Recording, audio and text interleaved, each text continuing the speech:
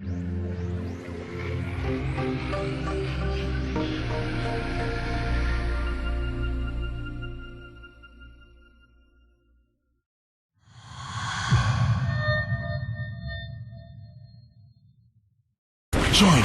us, fight the good fight. My name's David Doak. I'm a director at Free Radical. Haze is set in the future, at 2048. It's a very different world to the world that we have nowadays because private military corporations have become a very important part of this world. Mantle provide the soldiers with all kinds of technology.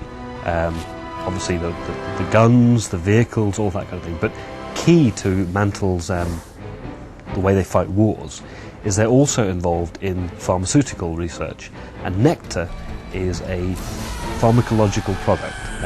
Basically it's Mantle's combat enhancer that allows the soldiers in Mantle's army, the troopers, to fight at an amazing range of ability. They can see things that you couldn't see unaided, they have faster reactions, they are better at aiming.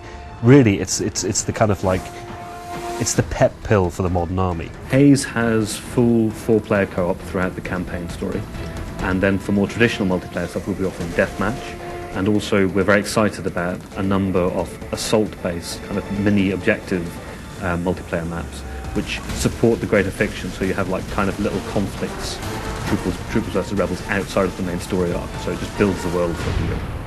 And in the game Haze, you play a character called Shane Carpenter. And Shane is a soldier in Mantle's army. So he goes into this war, he's very excited about it, he wants to do the right thing, fighting for Mantle, and things change dramatically over that time. As events unfold in Haze, Shane Carpenter and the player will gradually realise that they're being controlled. And a key part of the game is now that Shane will turn around and break away from the influence and control of Mantle.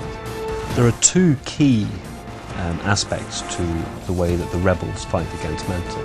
One of them is probably something you've guessed at already, which is that the Mantle troopers sometimes overdose in nectar, and when they go into the overdose state, they just lose the ability to fight coherently anymore. The other one is more subtle, and we've not really drawn people's attention to it before, but on nectar, the Mantle troopers' view of the world is really an edited view. There are things that they don't see. They kind of assume that everything is going well for them, so when people get shot, they die, etc. When you're a rebel, you take advantage of the fact that the Mantle troopers really have a slightly blinkered view of the world, and that allows the rebels to exploit it. Because the Mantle troopers are souped up on nectar all the time, it makes them supremely arrogant, and that makes them vulnerable to exploits, fast exploits. So a thing you can do on the rebel side is we call it the weapon steal. The cool thing about the rebel weapon steal is that really what you're doing is just saying, I like your gun, I'm going to take it off you. And what it is, it's playing on the arrogance of Mantle. The last thing he expects you to do is to punch him in the face, take his gun. And that's going to really freak people out in multiplayer. The rebel play dead ability, it's essentially play possum. The Mantle troopers are always thinking that they're winning, always thinking that they've killed the rebels. If you're nearly dead, suddenly you're allowed to play dead. And that means that they'll ignore you as a target and you can jump up and outflank them, surprise them. The really cool thing about being on the rebel side is that you now have to work on your wits and your knowledge of ways to exploit nectar against the troopers. So it's no longer, I'll just press this button and I get these abilities. It's looking for ways which you can make the troopers go wrong, or ways that you can get the jump on them because they're taking nectar. And with Haze, we want to be creating really the shooter that people think of when they think of PS3. And we think that this is a really excellent window of opportunity for us to step into the spotlight and to show what Haze is really capable of.